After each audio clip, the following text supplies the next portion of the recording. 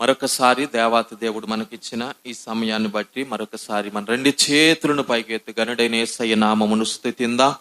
హల్లెలూయా.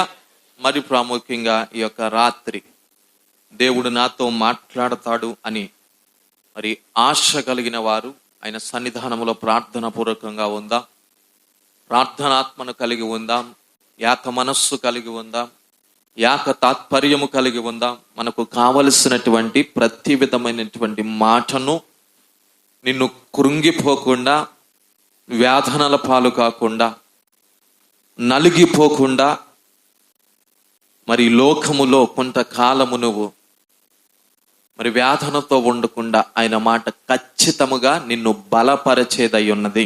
ఎంతమంది అయితే నమ్ముతున్నారో నాకైతే తెలియదు కనుక మరి నమ్మేవారందరూ కూడా విశ్వాసముతో ఆయన సన్నిధానములో ఎదురు చూద్దాం. ఎందుకంటే మన దేవుడు ఎవరయ్యా అంటే మాట్లాడే దేవుడు, నమ్మిన వారికి నమ్మకమైనటువంటి దేవుడుగా ఉన్నాడు. ఆయన వాగ్దానం చేసిన దేవుడు ఎలాంటి వాడు చెప్పండి? నమ్మకమైన దేవుడు. నీవు నమ్మాలి, నమ్మితే ఆయన వాగ్దానం నీ జీవితంలో జరిగించబడుతుంది. కనుక ఈ 24వ సంవత్సరం అంతా కూడా మనము ఎందరి పట్ల మనం వాగ్దానాలు చేస్తూ ఉంటాం. మరి దేవుడు నీ పట్ల చేసినటువంటి వాగ్దానం నెరవేరిందో లేదో ఒక చిన్న ఆలోచన నీవు కలిగి ఉండి మరి నూతన సంవత్సరంలోనికి అడుగు పెట్టబోతున్నాం. ఎన్నో కోరికలు, ఎన్నో ఆశలు, ఎన్నో తలంపులు. మరి కొందరు అనుకుంటున్నారు కదా, ఈ సంవత్సరం ముగించబడింది, వేదన పోతుంది, ఇబ్బంది పోతుంది, కష్టం పోతుంది, నష్టం పోతుంది, నూతన సంవత్సరం మరలా నూతన వసంతములా ప్రారంభం అవుతుంది అని కొంతమంది అనుకుంటున్నారు.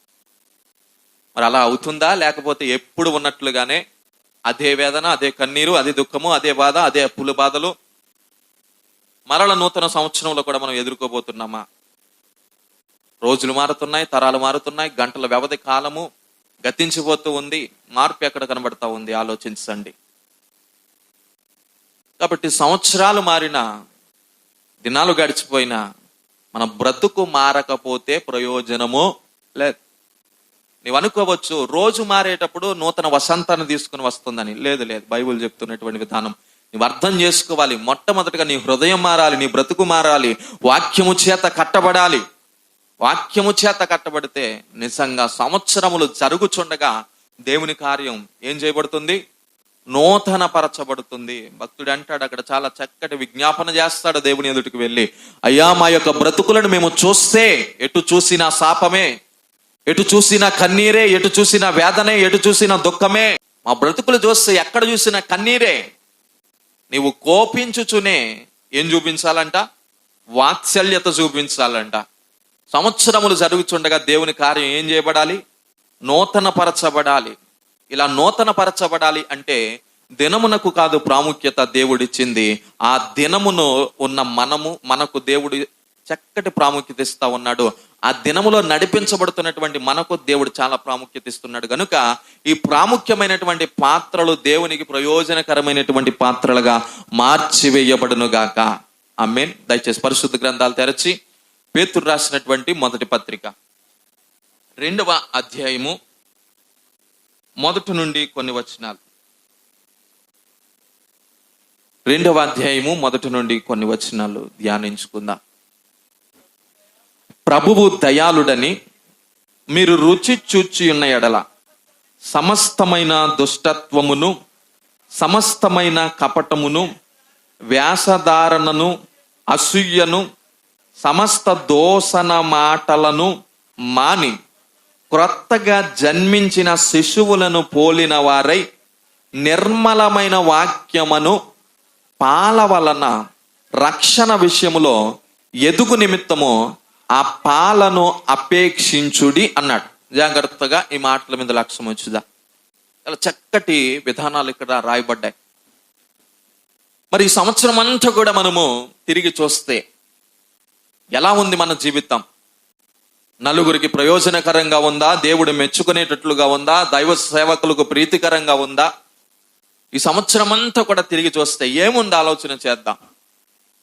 కాబట్టి ఇక్కడ అంటున్నాడు కదా, మన దేవుడు ఎవరయ్యా అంటే మన దేవునికి పెట్టబడినటువంటి నామముల్లో, మన దేవునికి పెట్టబడినటువంటి పేరుల్లో ఒక ప్రాముఖ్యమైనటువంటి పేరు ఆయన ఎవరయ్యా అంటే దయాళుడు. చెప్పండి, ఆయన ఎవరంట?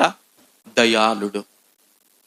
దేవుడు ఎందుకు ఒక వ్యక్తి మీద కోపగించుకుంటున్నాడు అంటే, ఆ వ్యక్తి యొక్క ప్రవర్తన దేవునికి ఇష్టకరమైనదిగా లేకపోతే దేవునికి ఏమొస్తుందంట? కోపం వస్తుంది. కానీ బైబిల్లో రాయబడినటువంటి మాట ఏమిటో తెలుసా? దేవుని కోపము ఎంతసేపు ఉంటుంది? 1 నిమిషం మాత్రమే ఉంటుంది. ఆయన దయ, చెప్పండి బిగ్గరగా చెప్పండి, ఆయన దయ ఆయుష్కాలమంతా ఉంటుంది. ఒక మానవుడు ఎంతకాలం జీవిస్తున్నాడు అంటే బైబిల్ చాలా క్లియర్గా చెప్పింది. 70 సంవత్సరాలు, అధిక బలం ఉంటే 80 సంవత్సరాలు. దీన్ని ఏమన్నామంటే ఒక్క మాటలో చెప్పాలి అంటే ఆయుష్కాలము. ఇప్పుడు ఈ మానవుని యొక్క జీవిత విధానమును మనం జాగ్రత్తగా ఆలోచన చేస్తే అందరూ 70 సంవత్సరాలు బ్రతుకుతున్నారా అంటే లేదులే. అందరూ 80 సంవత్సరాలు బ్రతుకుతున్నారా అంటే లేదు. కానీ ఒక్క మాటలో చెప్పాలి అంటే మన ఆయుష్కాలము ఎంతైతే ఉంటుందో అంతకాలం మాత్రమే మనము ఏం చేస్తామంట? బ్రతుకుతాం అనేటువంటి విధానం మనం ఆలోచించాలి. అయితే దేవుని యొక్క దయ ఏదైతే ఉన్నదో, ఆయన దయ మన మీద ఆయన చూపిస్తున్నటువంటి దయ. చాలాసార్లు మనం అనుకుంటాం దేవునికి వ్యతిరేకమైనటువంటి కార్యాలు జరిగిస్తున్నప్పటికీ, దేవునికి విరోధమైనటువంటి కార్యాలు జరిగిస్తున్నప్పటికీ ఇంకా ఎందుకు సజీవముగా మనం ఉన్నాము అంటే, మన దేవుడు ఎవరు చెప్పండి? దయాళుడు. ఎవరు చెప్పండి? దయాళుడు. ఆయన ఎలాంటి దయ కలిగిన దేవుడు అంటే, ఒకవేళ ఎవరి మీదైనా మనకు కోపం ఉంటే కొంతకాలం మాట్లాడడం మానేయాలనిపిస్తుంది. కానీ దేవుని కోపం ఉంటే ఎంతసేపు ఉంటుంది చెప్పండి? 1 నిమిషం. ఒకవేళ నేను బహుశా అనుకుంటాను, దేవునికి 1 నిమిషం కాదు కదా, 1 క్షణం కోపం వచ్చినా మనం ఆయన ముందు నిలవగలమంటారా? నేను గతంలో కూడా చెప్పాను, మానవునికి ప్రకృతి మీద ఏం లేదంట? అధికారం లేదు. కానీ దేవునికి ఏముంది? అధికారం ఉంది. మనం కోపం వస్తే ఏం చేస్తాం? ఇతరులను దూషిస్తాం, ఇతరుల పట్ల మొండిగా నడుచుకుంటాం, సామాన్లో పగలగొట్టేస్తాం, ఏం చేస్తాం? మన పిల్లలను కొడతాం, ఏం చేస్తాం? కానీ దేవునికి దేని మీద అధికారం ఉంది? మనం సంవత్సరం రోజులు కోపపడినా ప్రయోజనం ఉందంటారా? బీపీ ఎక్కువైపోద్ది. దేవుని స్తోత్రం. హాస్పిటల్లో జాయిన్ అవ్వాలి. దేవుని స్తోత్రం. కాబట్టి ఎవరి మీద కోపం పడకుడి. పాప పడండి కానీ ఏం చేయకూడదా? పాపం చేయకండి. ఎలా పాపం చేయకూడదంటే, ఒకవేళ కోపము పడిన ఆ కోపము నీతియుక్తమైనదైతే సూర్యుడు ఉదయించిన నాటి నుండి అస్తమించు వరకు మాత్రమే ఉండాలి. ఒకవేళ ఇంకా కాల వ్యవధి పెరిగిందనుకోండి, ఆ కోపము దేనికి కారణమవుతుంది చెప్పండి? పాపమునకు కారణమవుతుంది. కనుక చాలా క్లియర్గా అన్నాడు దేవుడు. కనుక దేవుని యొక్క కోపం అంట ఏం చేస్తుంది? 1 నిమిషం మాత్రమే ఉంటుంది. ఆయన దయ ఆయుష్కాలమంతా. నేను నమ్ముతా ఉన్నాను, రాబోయే 25వ సంవత్సరములో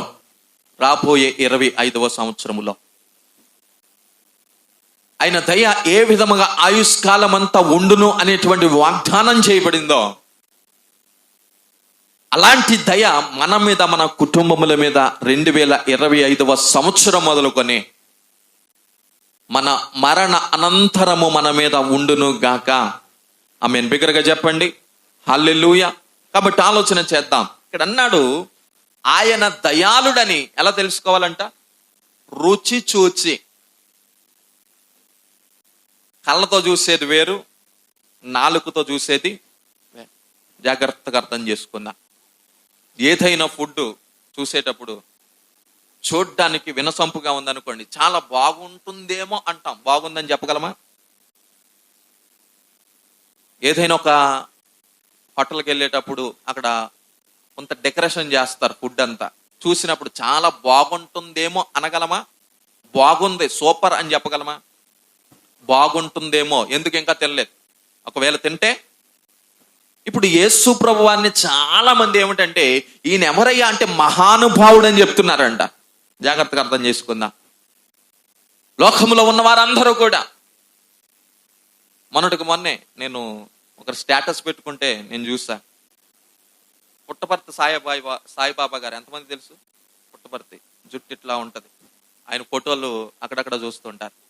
ఆయన చెప్తున్నారు, యేసు ప్రభు దగ్గరికి చూడడానికి 3 రాజులు వచ్చారంట.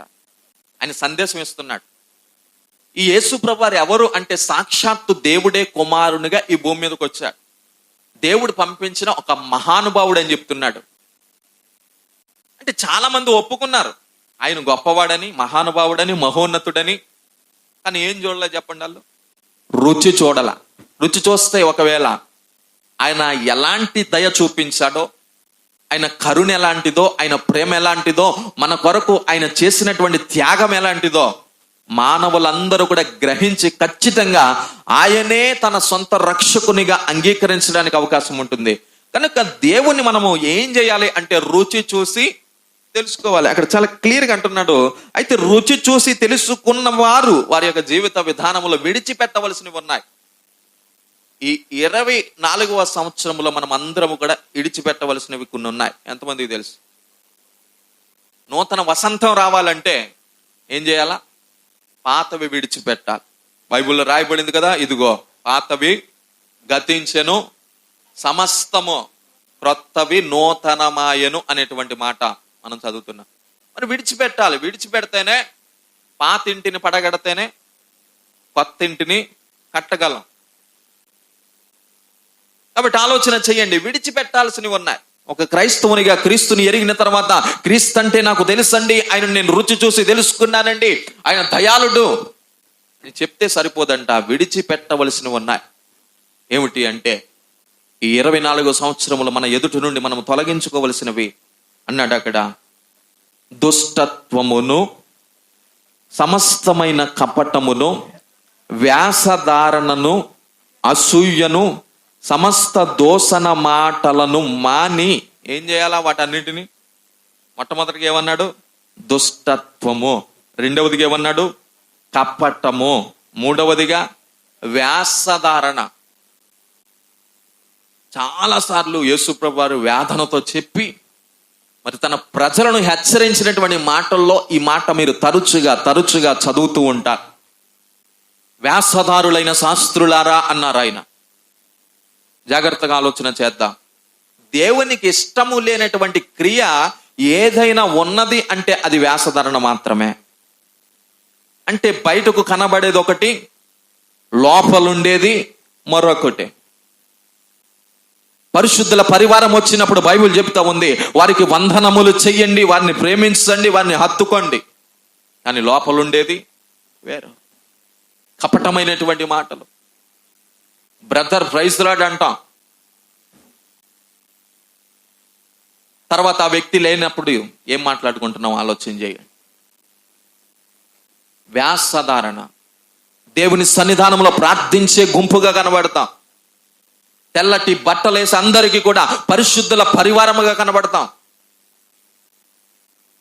ప్రార్థన మొదలు పెడితే మనకంటే భక్తిమంతులు, భక్తి చేసేవారు లేరు అన్నట్లుగా చేస్తాం.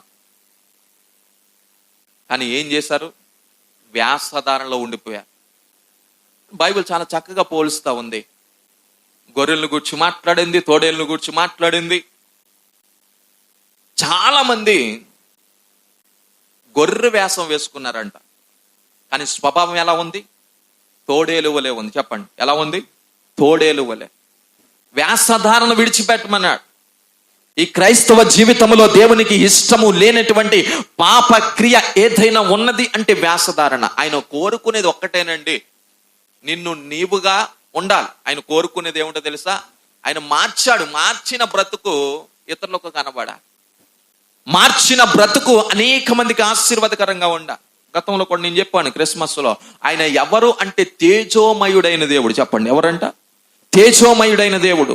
ఆయన అంటున్నాడు కదా, నేను లోకమునకు వెలుగై ఉన్నాను. నన్ను వెంబడించేవాడు కూడా ఈ లోకములోనికి, ఆ వ్యక్తి కూడా ఎలా ఉంటాడు?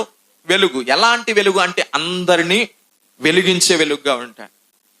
ఇప్పుడు ఆలోచించండి, దేవుడు నీకు ఇచ్చినటువంటి వెలుగును నువ్వు వ్యాసధారణతో కప్పిపెట్టావనుకోండి, ఇతరులకు ఉపయోగకరంగా ఉండగలమంటారా?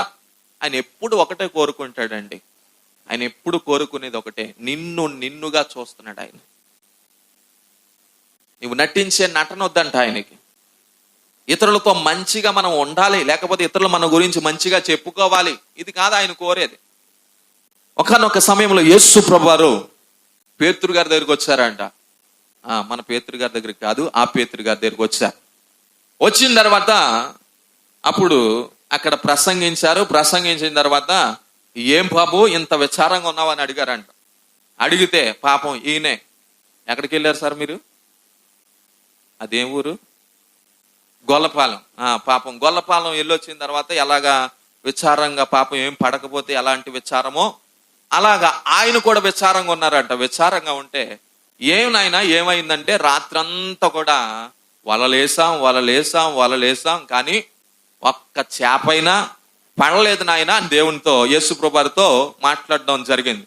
అయితే ఈ ఒక్కసారి నేను చెప్పింది చేయగలవా, నా మాట ప్రకారంగా చేయగలవా అని అక్కడ 5వ అధ్యాయంలో మీరు చదువుతారు.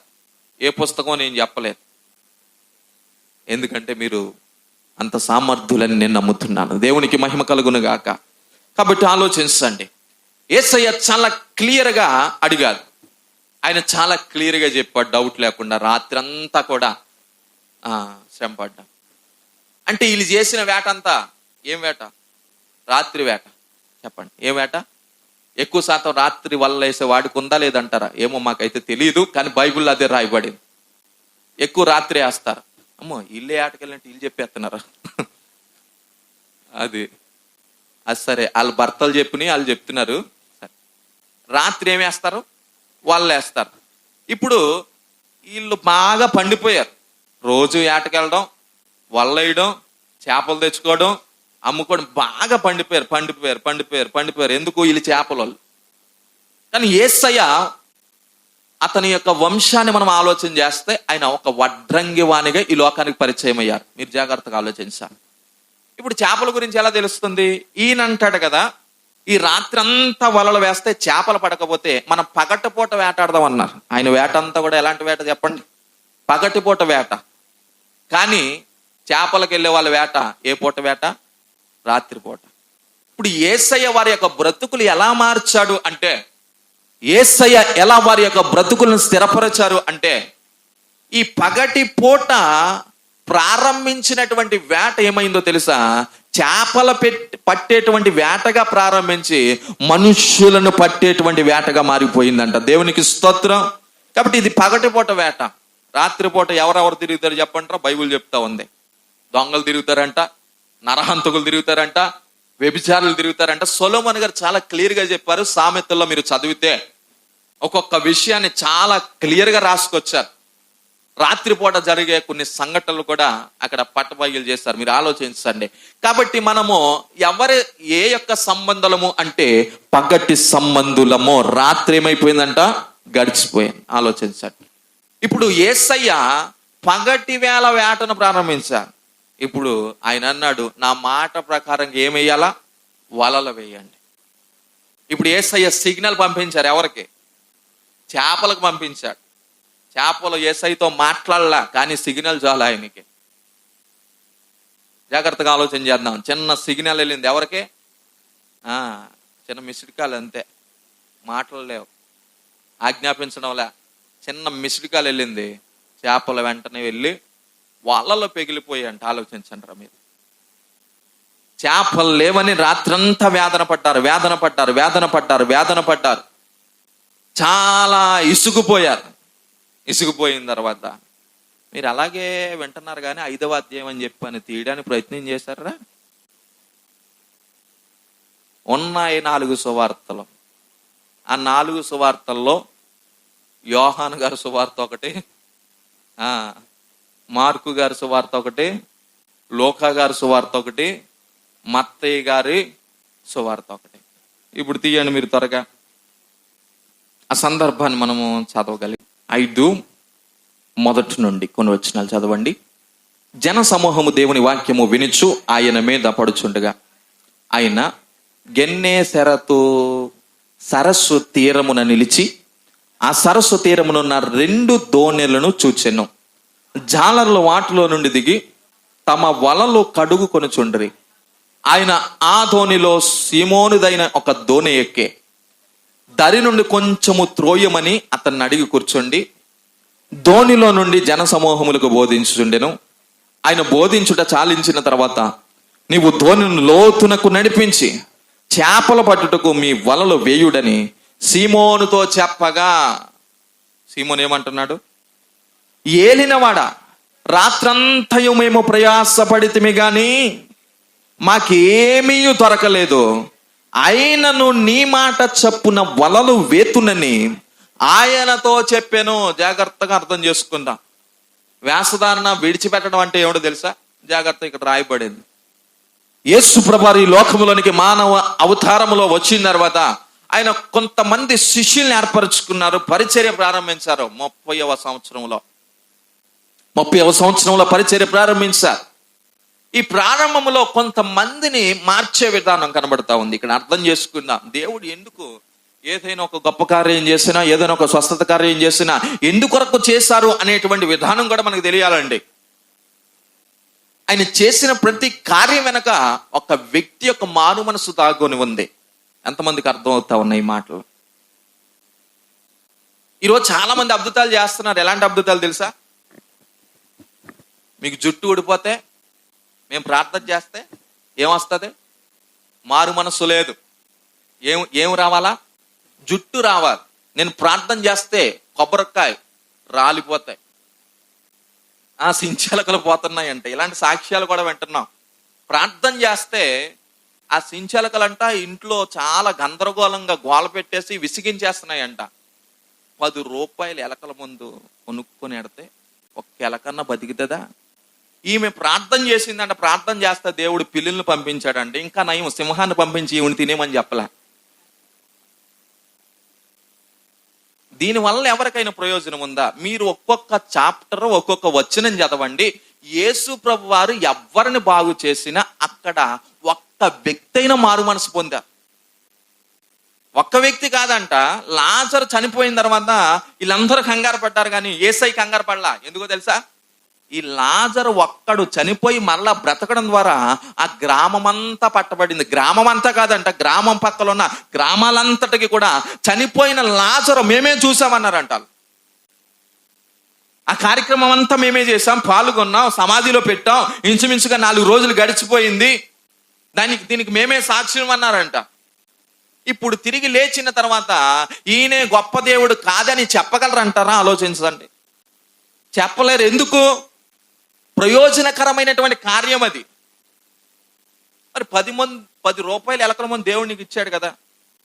ఇచ్చిన తర్వాత దానికి కూడా ప్రభువా ఆ 10 రూపాయలు నా దగ్గర లేవు, పిల్లిని పంపించమంటే, మరి ఇప్పుడు పిల్లులు గోల ఎక్కువైపోతే ఎవరిని పంపాలా? ఆలోచించండి. థింక్ చేస్తున్నాను. ఇప్పుడు కోతుల్ని, సరే కోతుల బాధ ఎక్కువైపోయాక ఆలమోంటాల బాధ ఎక్కువైపోతే, ఇప్పుడు ఇలా ప్రార్థన చేస్తే ప్రతి భార్య కూడా నా భర్తతో యాగలేకపోతున్నాను, ఆడిని దండించడానికి ఇంకోటి పంపమని వాళ్ళు అడుగుతారు. ఇప్పుడు ప్రతి భర్తలు ఏం అడుగుతారు? అమ్మో నా పిల్లలతో నేను పడలేకపోతున్నాను అని ఇప్పుడు వీళ్ళు అడుగుతారు. కాబట్టి ఏదైనా కార్యం జరిగితే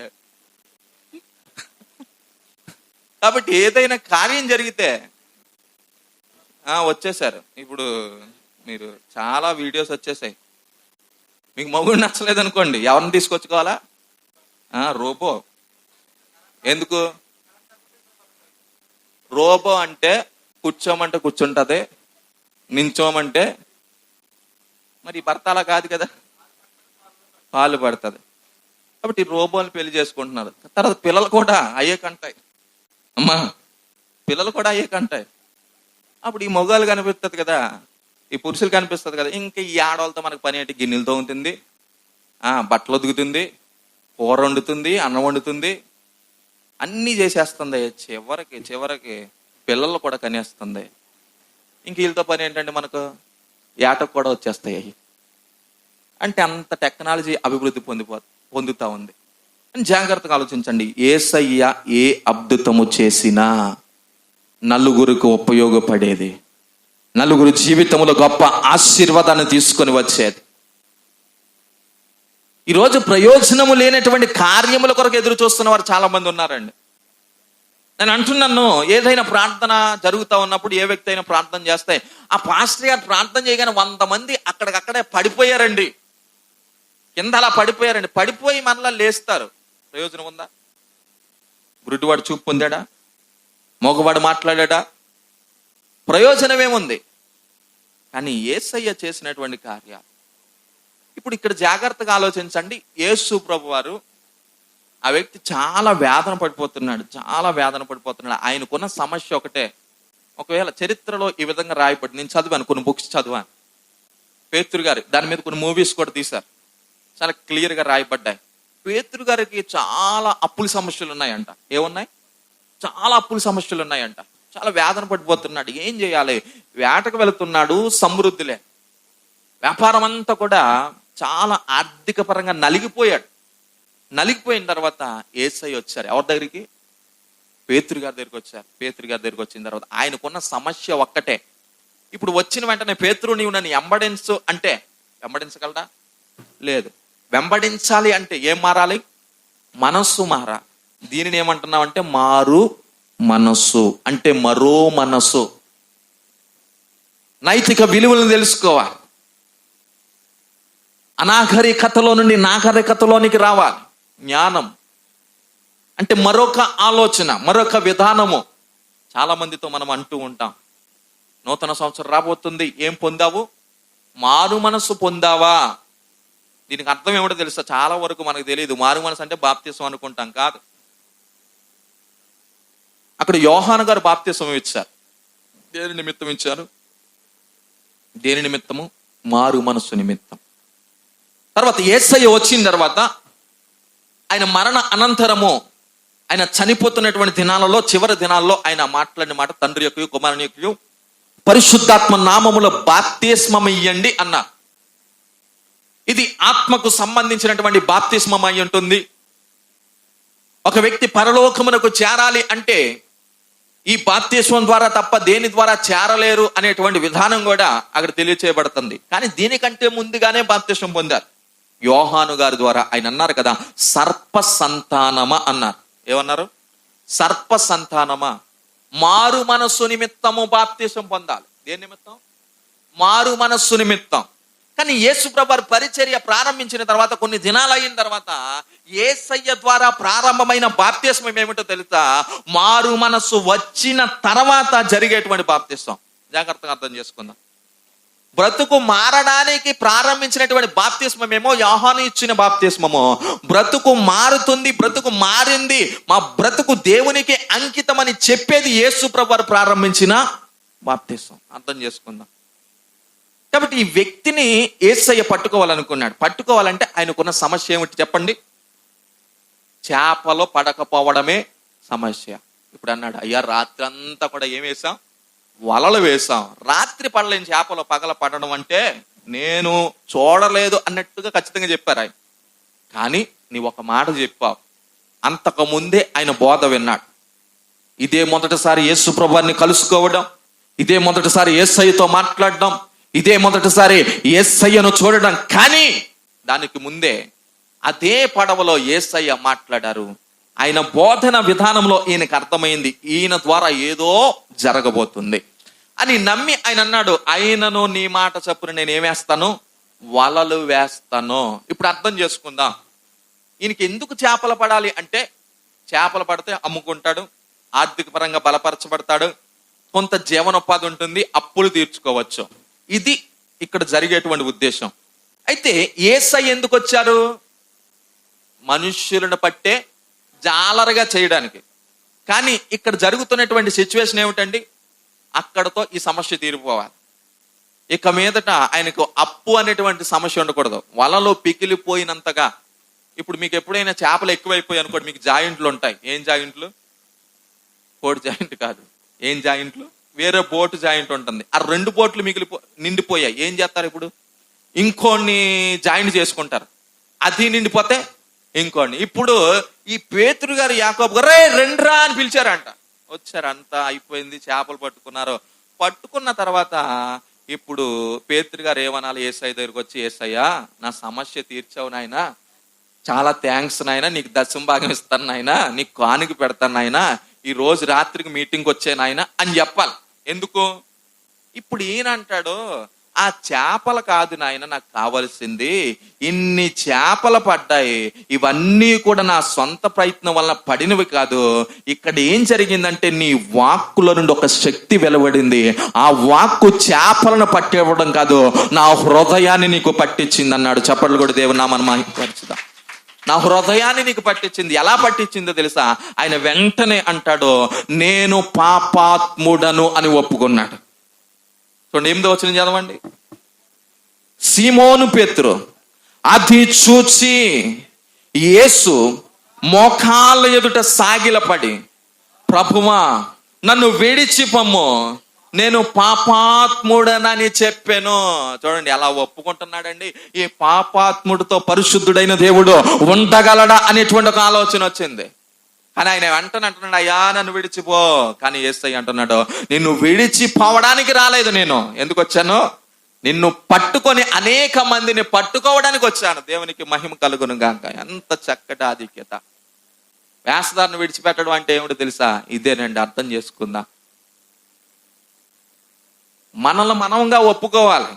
ఒక్కొక్కసారి అడ్డుపడుతుంది, కొంత ఈగో మనకు ఉంటుంది కదా. పాపి అంటే ఎవరో ఒప్పుకోరంట. ఇప్పుడు లోకంలో ఉన్న వాళ్ళందరికీ వచ్చే ఇబ్బంది ఏమిటో తెలుసా? ఒరేయ్ నువ్వు పాపి అంటూ ఒప్పుకుంటాడా? ఒప్పుకోడు. ఇప్పుడు లోకంలో ఉండే వాళ్ళకి వచ్చే ఇబ్బంది ఏమిటో తెలుసా? అందరూ దేవుళ్ళే అంటే ఓకే అంటాడు. మా దేవుడే దేవుడు అంటే ఒప్పుకుంటాడా? సాయిబాబా కూడా అన్నారు, ఏమన్నారు? సబ్కా మాలిక్ ఏక్ హై అన్నారు. అంటే అందరికీ ఒక్కడే దేవుడు, ఆయనే పరమాత్మ.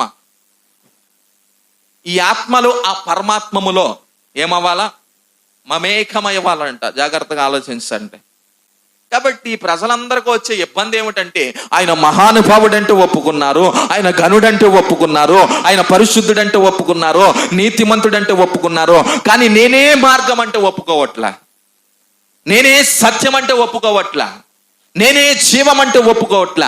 కానీ దేవుని యొక్క వాక్యం అంటుంది, ఇది ఎవ్వరు ఒప్పుకున్నా ఒప్పుకోకపోయినా ఇది ముమ్మాటికి సత్యమై ఉన్నది. ఈ సత్యాన్ని పేతురు గారు తెలుసుకున్నారు. పేతురు గారు తెలుసుకున్నారు. వేషధారణ విడిచిపెట్టేశారంట. విడిచిపెట్టేసిన తర్వాత, అయ్యా నేను పాపి, నన్ను విడిచిపెట్టి వెళ్ళిపో. ఇప్పుడు ఎన్ని చేపలు పడి ఉంటాయి ఆలోచించండి. ఇప్పుడు యేసయ్య అన్న మాట ఒకటే తెలుసా? ఉన్న పాలన్న అన్ని విడిచిపెట్టేసి, హలో ఉన్నారా? ఉన్న పాలన అన్ని విడిచిపెట్టేసి, సరే ఒక గుడ్డి వానికి దేవుడు చూపునిచ్చాడు అనుకుందాం. ఏమిచ్చాడు? చూపు. గుడ్డివాడంటే చిన్నప్పటి నుండి కూడా ఏమీ చూడలేని వ్యక్తి. ఇప్పుడు ఎన్ని ఆశలు ఉంటాయి? ప్యారిస్ వెళ్ళాలి, న్యూయార్క్ సిటీ చూడాలి, ఎక్కడెక్కడికో వెళ్ళాలి, అమెరికా వెళ్ళాలి, ఇది చూడాలి, అది చూడాలి. ఇప్పుడు వరకు కూడా మాటల్లోనే విన్నాడు, ఇది అంత అందంగా ఉంటుంది, ఆ చార్మినార్, ఆ ఢిల్లీలో ఉన్నటువంటి తాజ్మహల్ ఎంత అందంగా ఉంటుంది. ఇప్పుడు కళ్ళు వచ్చిన తర్వాత ఖచ్చితంగా ఇవన్నీ చూడాలనుకుంటాడా? యేసయ్యతో వెళ్ళాలనుకుంటాడా? ఆలోచించండి. చూపు లేని వ్యక్తి అంధకారంలో ఉండిపోయాడు. చూపు లేని వ్యక్తి, ఏమి కనబడలేనటువంటి పరిస్థితిలో ఉండిపోయిన వ్యక్తికి చూపు వచ్చిన తర్వాత అవన్నీ చూడకుండా యేసయ్యతో వెళ్ళగలడా అని పేతురు గారు అదే చేశాడు. ఆలోచించండి. సంపదను విడిచిపెట్టారు, ఉన్నది విడిచిపెట్టారు, కలిగింది విడిచిపెట్టారు, సొంత వారిని విడిచిపెట్టారు. కాబట్టి పేతురు గారికి యేసయ్య ఇచ్చినటువంటి ఆధిక్యత ఏమిటో తెలుసా? ఇప్పుడు వస్తున్నాను పాయింట్లోకి, జాగ్రత్తగా ఆలోచించండి. ఇప్పుడు వెళదాం. ఇందాక మనం చదువుకున్నటువంటి మాటలే. పేతురు మొదటి పత్రిక 2వ అధ్యాయం. పేతురు గారు ఎందుకు ఇంత చక్కటి మాటలను రాయగలుగుతున్నాడంటే 2వ అధ్యాయం.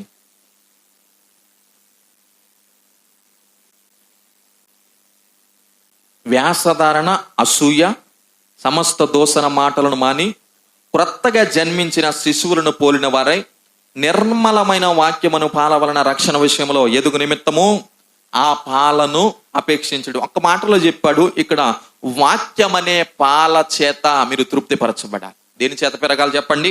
వాక్యమనే పాల చేత. ఎందుకు అంటే అది బిడ్డకు క్షేమము, బిడ్డకు ఆరోగ్యము అనేటువంటి విధానం ఇక్కడ చెప్పాడు. అయితే 4వ వచనంలో మనుష్యుల చేత విసర్జింపబడినను దేవుని దృష్టికి ఏర్పరచబడినదియు అమూల్యమును సజీవమైన రాయియగు ప్రభువునంతకు వచ్చిన వారై యేసు క్రీస్తు ద్వారా దేవునికి అనుకూలములగు ఆత్మ సంబంధమైన బలులను అర్పించుటకు పరిశుద్ధ యాచకులుగా ఉండినట్లు మీరును సజీవమైన రాళ్ల వలె నుండి ఆత్మ సంబంధమైన మందిరముగా కట్టబడుచున్నారు అన్నారు. ఇక్కడ మందిరము అనేటువంటి మాట రాయబడింది. ఆ మాటనే మరొక పరిభాషలో చెప్పాలి అంటే సంఘము. చెప్పండి, ఏమిటంట? సంఘము. ఈ సంఘమునకు మూలరాయి ఎవరు అంటే అక్కడ క్లియర్ గా చెప్పాడు కదా, ప్రభువైన యేసుక్రీస్తు వారు. సంఘాన్ని ఎవరు కట్టుకున్నారండి? మనుషులు కాదు. మీరు ఆలోచించాలి. శరీరధారిగా ఈ లోకములోనికి అరుదించినటువంటి దేవుని యొక్క ఏకాక కుమారుడైన యేసు ప్రభు వారి ద్వారా కట్టబడిన సంఘం. ఈ సంఘాన్ని ఆయన కట్టుకున్నాడు. ఆ సంఘములో మనం అందరము కూడా ఎవరమయ్యా అంటే అపోస్తులైనటువంటి పౌలు గారు అంటారు కదా, మీరు అందరూ అవయవాలు అన్నారు. ఎవరు చెప్పండి? అవయవాలై ఉన్నారు. కాబట్టి ఇక్కడ పేతురు గారు రాస్తున్నటువంటి మాట ఏమిటంటే మనుష్యుల చేత విసర్జింపబడినటువంటి రాయి అంట. ఏ రాయి? సంఘమునకు మూలరాయి. అది సంఘము ప్రారంభించబడడానికి మూలరాయిగా ఆ సంఘము ఆ మూలరాయి ద్వారానే ప్రారంభించబడింది అనేటువంటి విషయాన్ని చెప్తూ అదే మూలరాయిని మనుషులందరూ కూడా ఏం చేశారు చెప్పండి? విసర్జించారంట. ఇంకేం చేశారు? దేవుని దృష్టికి ఏర్పరచబడినదయు అమూల్యమునైన సజీవమైన రాయియగు ప్రభువునంతకు వచ్చిన వారే. ఈ రాయి ఏం రాయి అంట? సజీవమైన రాయి. సజీవమైనటువంటి రాయి. ఈ రాయి వద్దకు మీరు రావాలి. తర్వాత అంటాడు 5వ వచనంలో, యేసుక్రీస్తు ద్వారా దేవునికి అనుకూలములైన ఆత్మ సంబంధమైన బలులు అర్పించుటకు. ఎలాంటి బలులు అర్పించాలి చెప్పంటారా? మనం ఆత్మ సంబంధమైన బలులు అర్పించాలంటే ఒక మందిరం కావాలి. ఆ మందిరం ఎవరమో తెలుసా? మనమందరము రాళ్ల వలె సమకూర్చబడి మందిరముగా కట్టబడుతున్నాం అన్నాడు. దీనినే అంటున్నాడు కదా గ్రీక్ లో ఎక్లీసియా అన్నాడు. చూడండి, మత్తయి సువార్త 16వ అధ్యాయం మీరు చదవగలిగితే అక్కడ చాలా క్లియర్ గా ఇందాక పేతురు గారు ఏ విధంగా యేసయ్య ఎదుట ఒప్పుకున్నారో, సమస్తాన్ని విడిచిపెట్టారు. ఆయన అంటాడు కదా, నేను పాపిని నాయనా, నా ఎదుట నుండి నీవో నన్ను విడిచిపెట్టి వెళ్ళిపో అన్నాడు. పేతురు గారు వేషధారణ విడిచిపెట్టారు. మనం కూడా ఏం విడిచిపెట్టాలి చెప్పండి రా? ఈ 24వ సంవత్సరంలో ఏం విడిచిపెట్టాలా? మనంగానే ఉండాలి. బయటకేమో బిషప్పలము, వెనకాలేమో మరి ఏ అప్పలమో మనకే తెలియదు.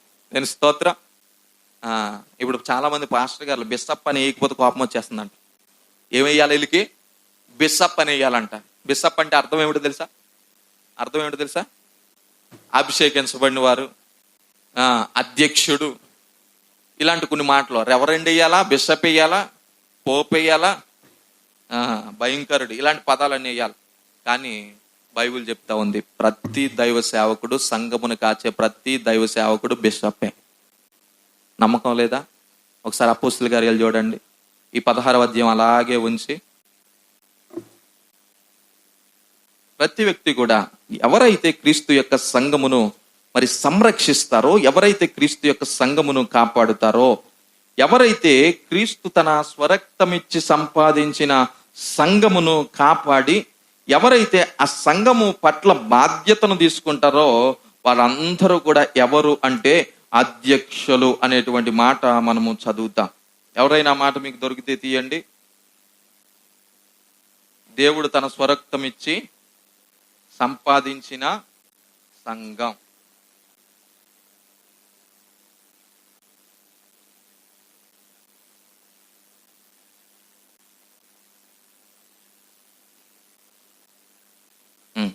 ఇరవైవ అధ్యాయము 28వ వచనం, దేవుడు తన స్వరక్తమిచ్చి సంపాదించిన తన సంఘమును కాయుటకు పరిశుద్ధాత్మ మిమ్మును దేని యందు అధ్యక్షులుగా ఉంచెనో ఆ యావత్ మందను గూర్చియు మీ మట్టుకు మిమ్మును గూర్చియు జాగ్రత్తగా ఉండండి. అంటే ప్రతి దైవ సేవకుడు ఈ మాటను కోట్ చేసుకుంటే అందరు ఎవరు చెప్పండి? సేవకులందరూ బిషప్పులు చెప్పండి రా. బిషప్పులే. సర్టిఫికెట్లో ఉండాల్సిన అవసరం లేదు. సర్టిఫికెట్లో ఉండాల్సిన అవసరమా లేదు. కొంతమంది బిషప్ అంటే మీరు ఆలోచించండి, పెళ్లిళ్ళకి వేసుకొని వస్తారు. ఏం వేసుకొని వస్తారు? అంగీ వేసుకొని వస్తారు. వాళ్ళు ఎవరా అంటే బిషప్పులు. ఎవరండి? కానీ దేవుని వాక్యం ఏమంటుంది?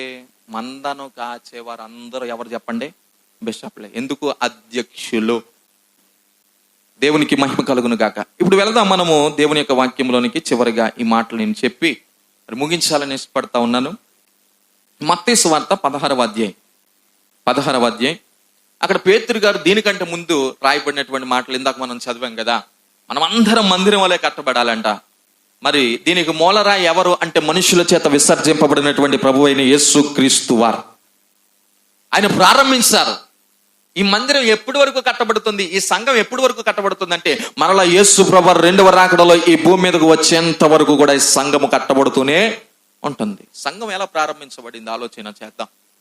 ఈ రోజు ఈ భారతదేశానికి ఇంత చక్కటి సువార్త వచ్చిందండి. మనం అందరం కూడా ఇంత చక్కగా దేవుని సన్నిధానంలోనికి వచ్చి ఇంత చక్కగా వింటున్నాం. మరి మీకు కొన్ని సాక్ష్యాలు తెలుసో తెలియదు, నాకు తెలియదు, కానీ మొదటి శతాబ్ద కాలంలో ఇలా మందిరాలు లేవు. సమాజ మందిరాలు ఉండేవి. అది కూడా క్రైస్తవులకు కాదు. సమాజ మందిరాలు ఎవరకు అంటే యూదులకు. సమాజ మందిరాలు ఎవరికి అంటే అక్కడ 12 గోత్రాలు ఉన్నాయి. ఆ 12 గోత్రాలకు సంబంధించి వీళ్ళు ధర్మశాస్త్రాన్ని బోధించుకోవడానికి, మోసే ద్వారా రాయించబడినటువంటి ఆ గ్రంథాన్ని బోధించడానికి, అలాగనే ప్రవక్తల ద్వారా రాయించబడినటువంటి యెషయా కావచ్చు, ఇర్మియా కావచ్చు, మీకా కావచ్చు, ఇలా మలాకి కావచ్చు, ఇలా ఒక్కొక్క పుస్తకాన్ని దేవుని సన్నిధానంలోనికి వెళ్ళడానికి సమాజ మందిరంలోనికి వెళ్ళి ప్రకటించేటువంటి విధానం ఉండేది. కానీ క్రీస్తుని ఆరాధించుకోవడానికి ఏం లేదు చెప్పండిరా, మందిరం లే. మరి ఎలా ఈ యొక్క మందిరము ప్రారంభించబడింది, ఎలా సంఘం ప్రారంభించబడింది అంటే ఆయన పేతురుతో చాలా క్లియర్గా చెప్పినటువంటి మాట ఏమిటంటే 16వ అధ్యాయము 17వ వచనం. అందుకు యేసు, సీమోను బరయోనా, నీవు ధన్యుడవు, పరలోకమందున్న నా తండ్రి ఈ సంగతి నీకు బయలుపరచనే కానీ నరులు నీకు బయలుపరచలేదు. మరియు నీవు పేతురువు, ఈ బండ మీద, ఏ బండ మీద? క్రీస్తు అనే బండ, పేతురు అనే బండ కాదు. అర్థం చేసుకుందాం జాగ్రత్తగా.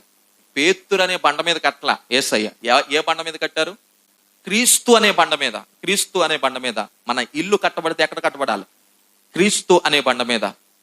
బండ మీద కట్టబడితే వరదలు వస్తాయంట, తుఫాన్లు వస్తాయంట, వచ్చినా ఏమవ్వదు, పాడైపోదు. అదే ఇసుక మీద కట్టుకుంటే, అపవాద మీద కట్టుకుంటే ఏమవుతుంది? ఏదైనా వరద వస్తే వెంటనే కొట్టుకుపోతుంది. కాబట్టి ఆలోచించండి. ఇక్కడ అన్నాడు, నీవు పేతురువు. నీకు ఒక చక్కటి విషయం తెలిసింది, నన్ను గూర్చినటువంటి ప్రత్యక్షత నీకు కలిగింది. పేతురు గారి యొక్క పాత్ర బైబిల్లో చాలా గొప్పదండి. మీకు ఎంతమందికి అర్థమవుతుందో నాకు తెలియదు. పేతురు గారు చాలా ప్రయాసపడ్డారండి ప్రభువు కొరకు. ఆయనతో పాటుగానే ఉన్నారు, ఆయనతో పాటుగానే నడిచారు. చాలా ప్రయాసపడ్డారు దేవుని కొరకు, పరిచర్య కొరకు, క్రీస్తు కొరకు శ్రమ పడ్డారు, కష్టపడ్డారు.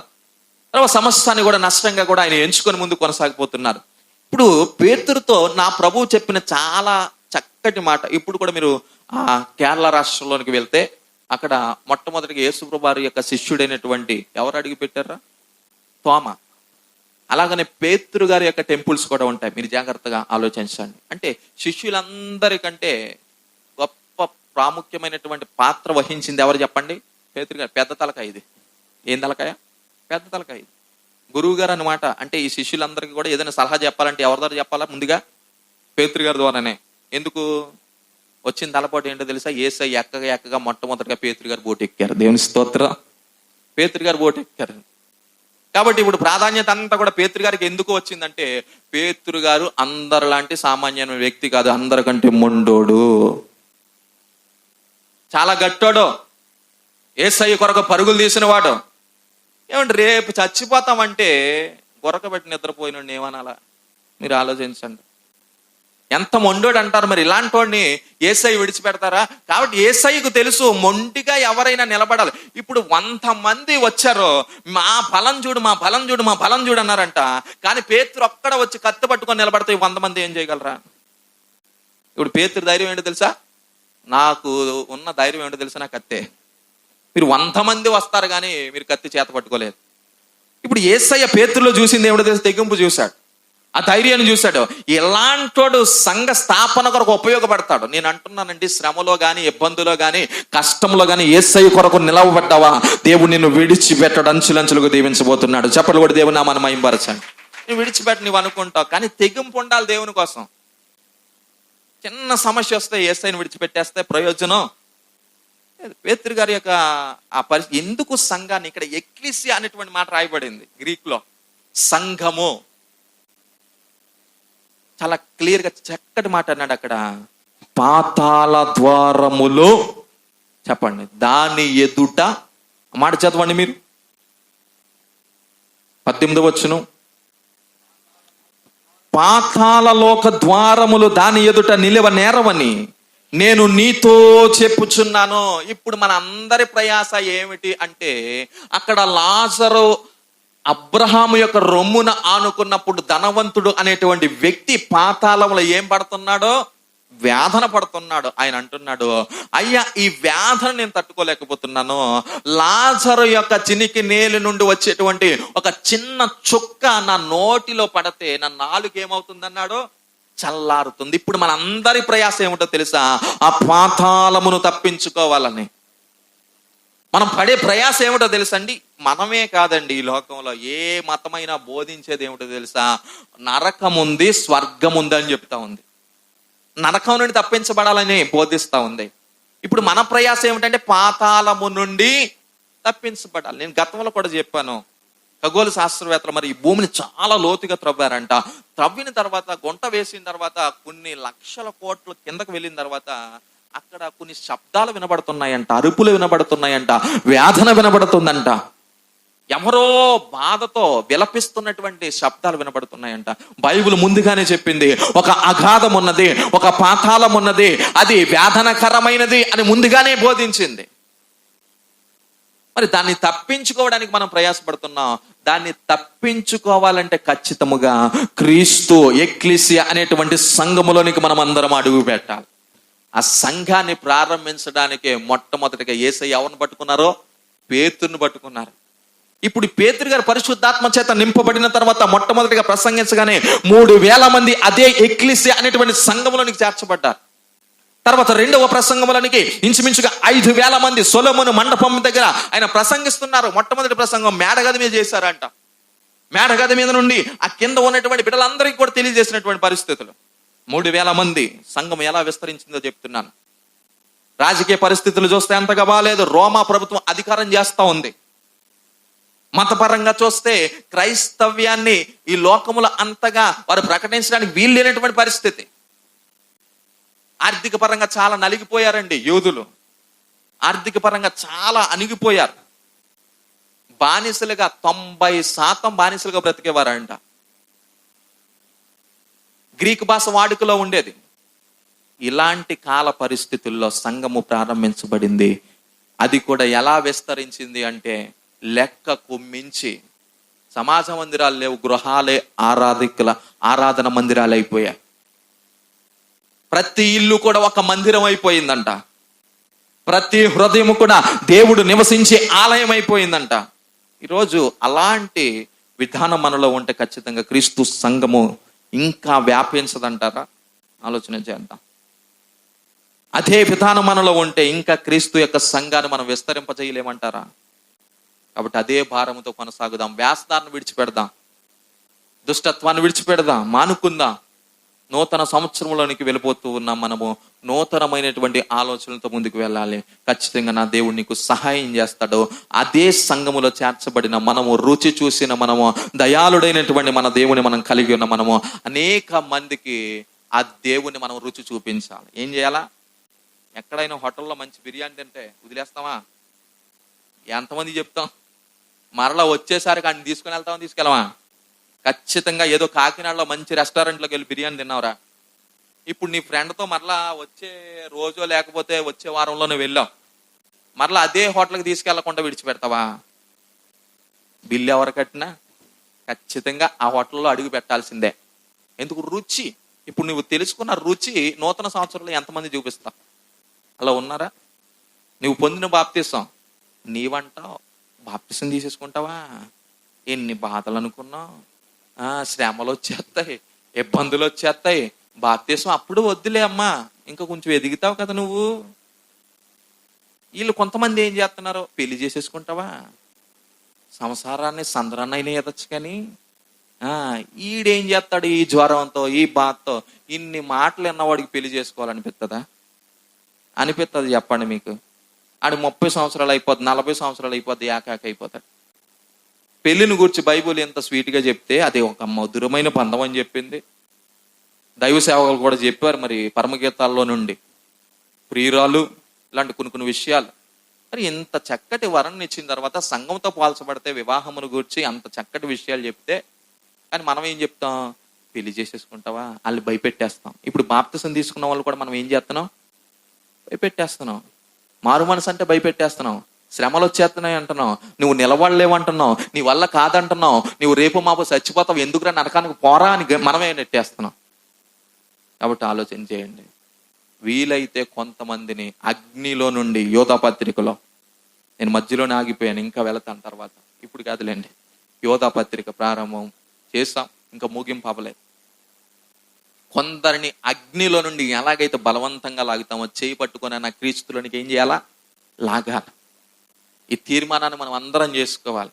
నూతన సంవత్సరంలో ఒక్కరినైనా దేవుని మందిరాన్ని తీసుకొని వస్తాను, ఒక్కరినైనా దేవుని మందిరంలో నేను సమకూర్చుతాను, ఒక్కరినైనా దేవుని సన్నిధానంలో నిలవబెడతాను అని ఒక్క చిన్న తీర్మానం తీసుకొని మనం ముందుకు వెళ్ళినప్పుడు ఖచ్చితంగా ఎక్లీసియా అనేటువంటి పదం, సంఘము అనేటువంటి పదం, మరి ఆ సంఘముకు ఉండేటువంటి ప్రాముఖ్యత మనం గ్రహించినప్పుడు ఖచ్చితంగా మన జీవితాలు దీవెనకరంగా ఉంటాయి. దేవుడి ఈ మాటలు మన అందరి వినికుల్లో దీవించి ఆశీర్వదించును గాక. ఆమేన్. దయచేసి ప్రార్థన చేసుకుందాం. ప్రార్థన పూర్వకంగా దేవుని సన్నిధానంలో మనం కొనసాగుదాం. చివరిగా దైవజనులు ప్రార్థన చేస్తారు. ప్రార్థన ద్వారా ఈ కార్యక్రమాన్ని ముగిస్తారు. ప్రార్థన చేసుకుందాం. పరిశుద్ధుడైన మా తండ్రి, జీవాధిపతి, మా రక్షణకర్త, మీకు వందనాలు నాయన. ఈ రాత్రి మీరు ఎంతో స్పష్టంగా మాతో అయ్యా ధారాళంగా మాట్లాడిన విధాన్ని బట్టి మీకు స్తుతిస్తూ ఉన్నాం. ఆయన సేవకుని ప్రభా ఈ స్థలమందు ఉంచినైనా అయ్యా ప్రభా నీ ఆత్మశక్తితో నింపి అనేకమైన మర్మయుక్తమైన మాటలు మీరు మాతో మాట్లాడి సూటిగా ప్రభా మాకు తెలియజేసిన విధాన్ని బట్టి వందనాలు చెల్లిస్తున్నాను. అయ్యా పేతురు యొక్క జీవితం, అయ్యా తన యొక్క తెగింపునైనా, అయ్యా తను పొందిన మారు మనసు ఈరోజు సర్వమానవాళికి ప్రభా ఓ చక్కని మాదిరిగా ఉండడానికి సహాయం చేయండి. నిజంగా ప్రభా సంవత్సరాలు మా జీవితాల్లో గడిచిపోతున్నప్పటికీ మాలో ఎటువంటి మార్పు, ఎటువంటి చలనం లేకపోతే ప్రభునైనా అయ్యా ఫలములు మా నుండి అయ్యా మీరు కోరుకోలేదు ప్రభా. అయ్యా మేము ఫలించేటువంటి స్థితిలో ఉండడానికి సహాయం చేయండి. అయ్యా మాలో ఉన్న వేషధారణ, మాలో ఉన్న సమస్తమైన కపటాన్ని, ద్వేషాన్ని ప్రభా, అయ్యా దుర్నీతి నుండి తొలగి ప్రభా నీలోనైనా పరిశుద్ధంగా జీవించడానికి మా పాపములు నీ ఎదుట అనుదినం ఒప్పుకుని ప్రభా క్షమింపబడిన ఆయన నీ రాజ్యానికి వారసులవడానికి సహాయం చేయమని ప్రార్థిస్తున్నాను. ఈ భక్తి ఏమాత్రం వృధా కాకుండా మేము చేస్తున్న ఈ ప్రయాస ప్రభానైనా ఈ ప్రయత్నాలన్నీ నీలో సఫలమవునట్లు సహాయం చేయండి. మరి ముఖ్యంగా ఈ పరిచర్యలో ప్రభా అయ్యా పాలి భాగస్తులైన మా తోటి సహోదరులందరిని బట్టి ప్రార్థిస్తున్నాను. అయ్యా నీ వాక్యపు వెలుగులోనికి వారు వస్తుండగా ప్రభా, అయ్యా ఒక చెట్టునైనా ఏ విధంగా ప్రభా భూమిలోకి వేళ్లు తన్నుకుని పోతుందో ప్రభా, ఆ రీతిగా ప్రభా ఆత్మీయ జీవితంలో ప్రభా నాయన చెట్ల వలె ఉన్న మేము కూడా అయ్యా తండ్రి వేళ్లు తన్నేటువంటి అనుభవం మాకు దయచేసి నీళ్ళు వేరు పారిన వారిగా సహాయం చేయమని ప్రార్థిస్తున్నాను. వాక్యం విన్నటువంటి మా ప్రియ బిడ్డలందరి జీవితాల్లో, మా జీవితాల్లో అయ్యా ఈ మాటలు ప్రభా 30 60 100 మీరే ఫలింప చేసినైనా మా జీవితాలు ఫలభరితం చేయమని ప్రార్థిస్తున్నాను.